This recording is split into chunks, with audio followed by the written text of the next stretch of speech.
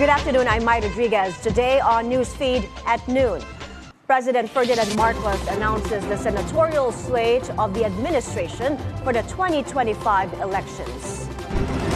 The House of Representatives approves on third and final reading the proposed over 6 trillion peso national budget for next year. PBA player John Amores and his brother face attempted murder raps over a shooting incident in Laguna. In what could further escalate tensions in the Middle East, Israel now preparing for a possible ground incursion into Lebanon. And we'll give you a sneak peek into the first Nintendo museum that's opening in Japan next week. Our top story, President Ferdinand Marcos Jr. announces the senatorial slate of the administration coalition for next year's elections. Marcos revealed the lineup of Alyansa para sa Bagong Pilipinas in an event in Pasay City this morning. They include Interior Secretary Benhur Abalos, Makati Mayor Abigail Binay, Senator Pia Cayetano, and former Senator Ping Lacson. Also joining the lineup, Senators Lito Lapid and Amy Marcos, former Senator Manny Pacquiao, and Senator Bong Revilla. Rounding up the slate are former Senate President Tito Soto, Senator Francis Tolentino, Representative Erwin Tulfo, and Deputy Speaker Camille Villar.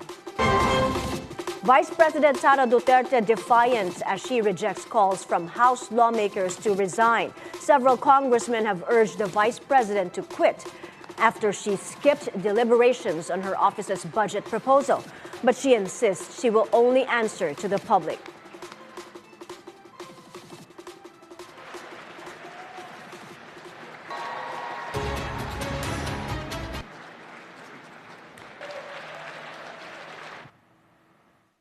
Hindi naman kasi ako sasagot sa young guns dahil kailangan ko sumagot sa 32 million na bumoto sa akin, hindi sa isa or dalawa na tao. Kaya hindi ako aalis dito dahil nilagay ako ng mga tao dito believing that I work for the country, and that is what we did. The Vice President also gives her assurance she will show up in the Senate's budget debates.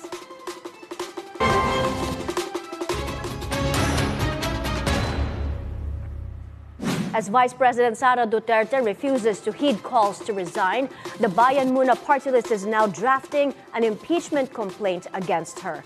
Our reporter Zandro Ochona is on the scene for details. Zandro, go ahead.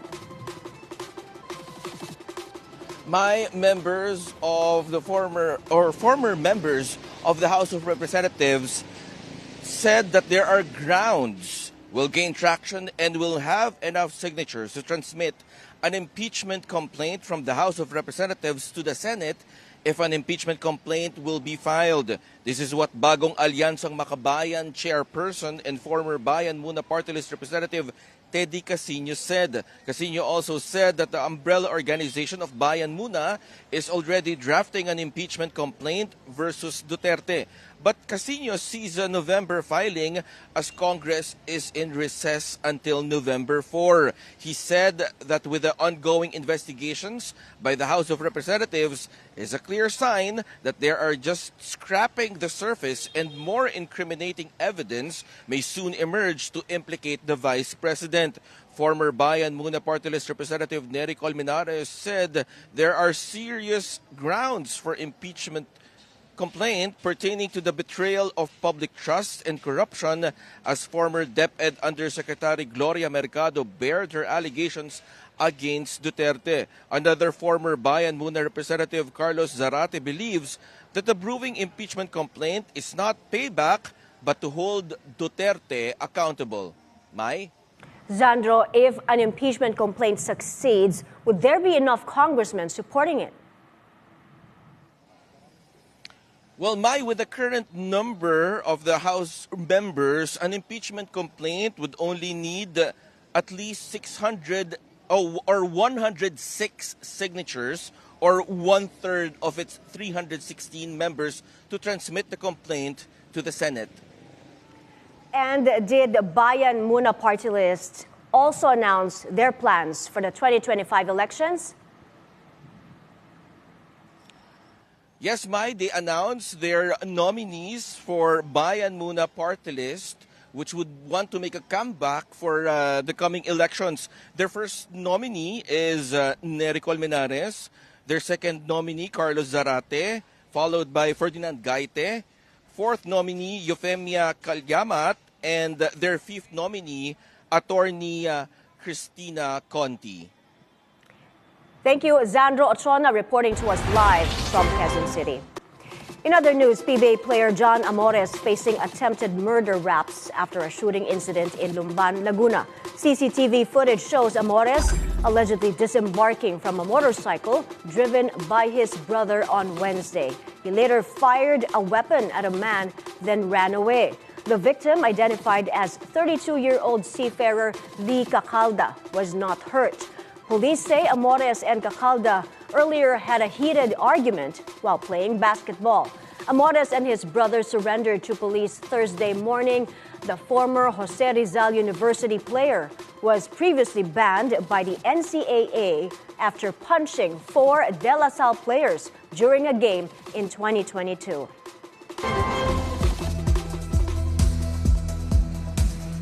Turning now to the rapidly escalating conflict in the Middle East, Israel warning of a possible ground incursion into Lebanon. Israel's military chief says the relentless airstrikes in Lebanon will continue to cripple Hezbollah infrastructure and prepare the way for a possible ground assault. As the offensive continues, the death toll in Lebanon is also mounting. At least 50 more were killed Wednesday and over 200 were hurt in the latest barrage of strikes. Over in Canada, Prime Minister Justin Trudeau easily survives a vote of confidence. Lawmakers voted 211 to 120 to defeat a motion by the Conservative Party declaring a lack of confidence in Trudeau's minority Liberal government. Trudeau's popularity has slumped as Canadians grow frustrated over elevated inflation and the housing crisis. He became more politically vulnerable when the New Democratic Party abandoned a 2022 deal to keep him in power until an election is scheduled in October 2025. Despite surviving the vote, other challenges loom for Trudeau. A group of conservative lawmakers also want an election as soon as possible. Florida bracing for the potentially catastrophic impact of Tropical Storm Helene. Businesses boarding up windows while locals pick up sandbags. The storm is forecast to become a hurricane as it rapidly intensifies while approaching Florida. It is poised to make landfall in the state Thursday evening. More than 40 million people across Florida, Georgia, and Alabama are under hurricane and tropical storm warnings. Still to come, Hong Kong dethrones Singapore and reclaims its spot as Asia's top financial center. This and more when Newsfeed returns. Stay with us.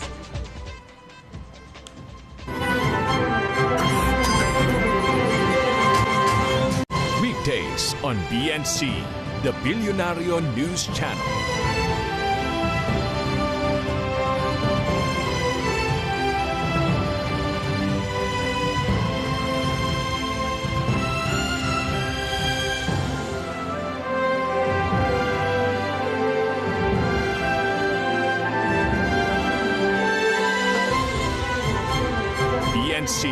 The Bilyonaryo News Channel, always on top.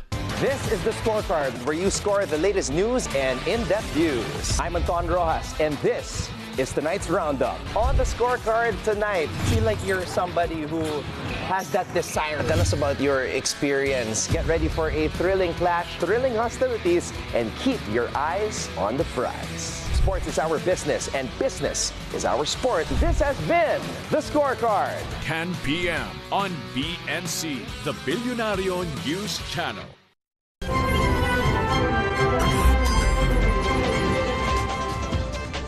We're back. You're still watching Newsfeed. The House of Representatives approves the government's 6.35 trillion peso budget proposal for next year.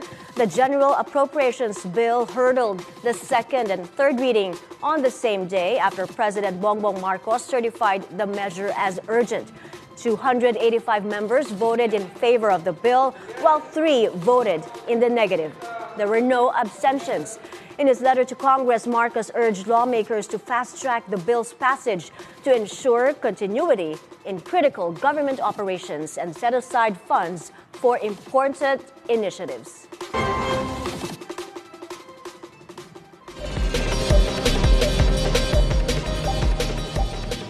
The Asian Development Bank maintains its growth outlook for the Philippines while lowering its inflation forecast for the country. In its latest report, the ADB kept its 6% gross domestic product growth forecast this year. It cites easing inflation and interest rates along with sustained public spending on infrastructure projects. The bank expects inflation to come in at 3.6% this 2024, down from its previous estimate of 3.8%. But the ADB warns risks remain, including potential severe weather events and global financial volatility due to geopolitical tensions.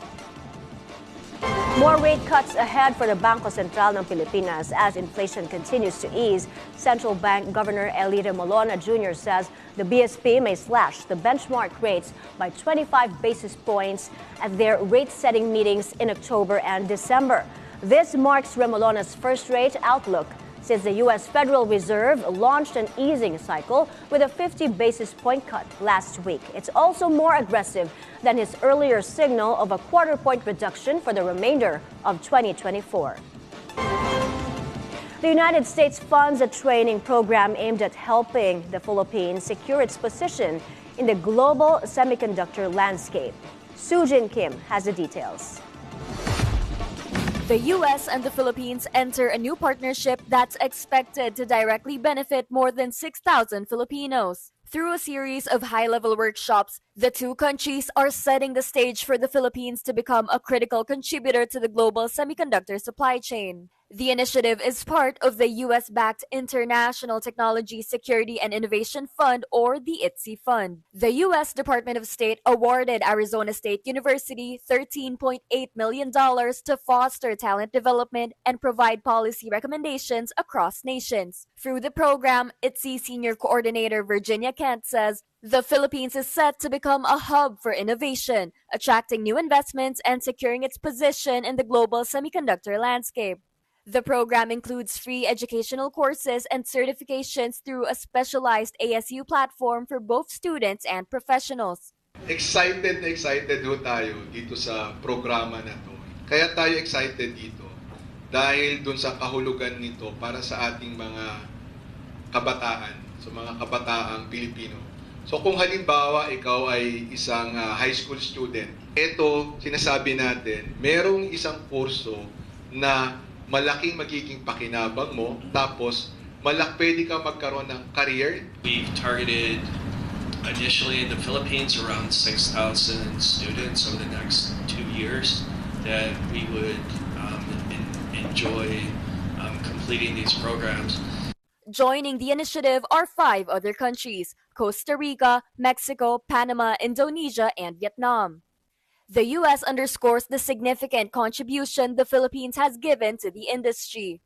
Really important for me to emphasize how much the Philippines plays a critical role in the global semiconductor supply chain and how the semiconductors support 3 million jobs, 20% of exports and GDP here.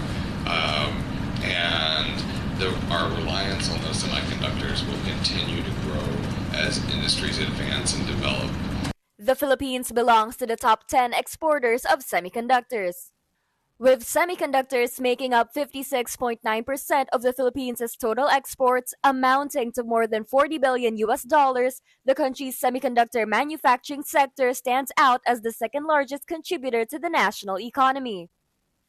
Sujin Kim, BNC. Over in France, champagne producers are looking to restore their damaged reputations. Last year, 4 workers in the industry died amid hot weather. French authorities also launched probes into suspected human trafficking following reports of undocumented vineyard workers. This harvest season, champagne producers are taking steps to better protect workers, informing them of their rights, limiting working hours, and giving mandatory breaks. Dozens of inspectors were also deployed to oversee vineyards on a daily basis.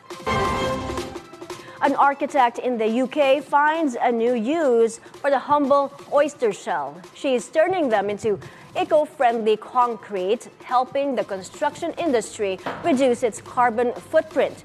She was inspired to use the shells after coming across a busy oyster restaurant in London that throws thousands of shells into the bin every day. Oystercrete is a bioalternative material to traditional concrete, using discarded oyster shells that collected from our partner restaurants and turned into this composite biomaterial. So we kind of want to focus on like starting out with the small interior objects, furniture, even a tray that could go back into the restaurants. So these are sort of our beginning point, but the main goal, we want to test it in a larger scale application, like for architectural, wall cladding, interior design. After the break, a look into the first Nintendo museum that's opening in Japan next week. Keep it here on BNC.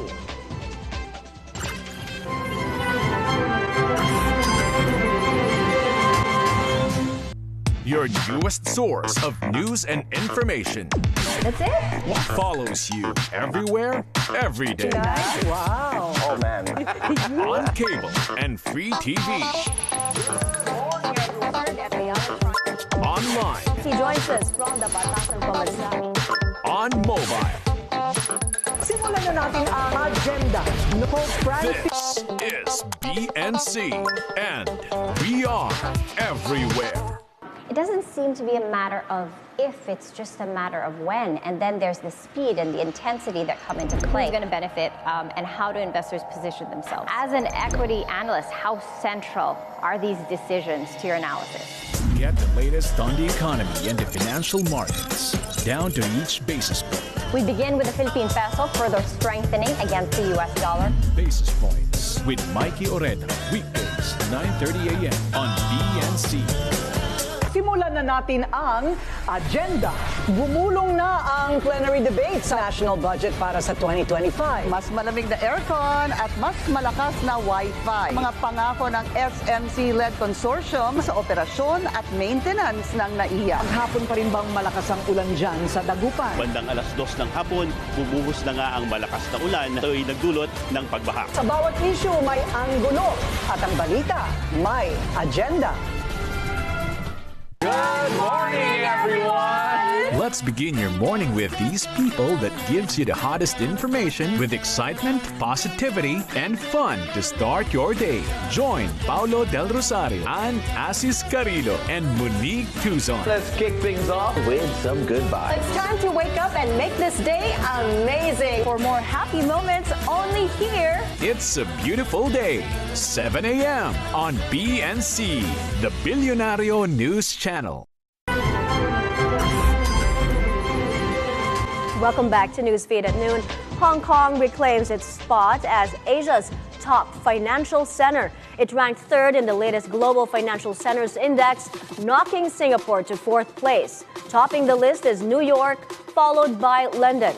Also in the top 10, San Francisco, Chicago, Los Angeles, Shanghai, Shenzhen, and Frankfurt. The ranking, conducted by researchers ZN Partners and the China Development Institute, assesses more than 100 financial centers and surveys thousands of financial services professionals. Over now to South Africa, where a mayor is gaining popularity for making cycling more inclusive. Known as Cape Town's bicycle mayor, Sindile Mavundla has been teaching biking to aspiring riders, including young girls in impoverished communities. The mayor asserts he has seen so much difference in the community through his cycling academy. People started to look at a bicycle as a very affordable mode of transportation, despite the safety, despite the lack of safe infrastructure that is connected. But you started to see that there's a need where people really want to get off their vehicles and actually jump on a bicycle and cycle to work, or cycle to the shop, cycle to school.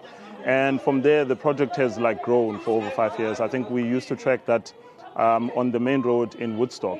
There's about 500 cyclists that you see on a daily basis. And that number now has grown to over 1,000 cyclists that you see. And it's something that is really fascinating for us. With just less than a week to go before the highly anticipated Nintendo Museum opens in Japan, the gaming giant gives fans a sneak peek into what's inside. The museum features vintage video games and an interactive shoot-'em-up with iconic Super Mario characters. It is located inside a renovated factory in Kyoto, where Nintendo was founded in 1889. The museum was first announced in 2021 and is set to open this October 2nd. Tickets went on sale on Tuesday, costing more than 3,000 yen or $22.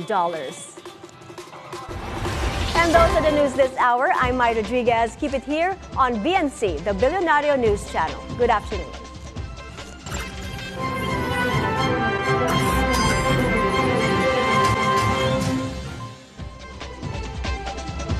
What is your biggest mistake? My greatest beefsteak. I wanted to do that before I aura. Yeah. We shine a light on the trailblazers, the disruptors, the titans of industry. I'm going to eat healthy. It's expensive. Guess what's more expensive? The hospital. We're not just talking about success stories here. We're diving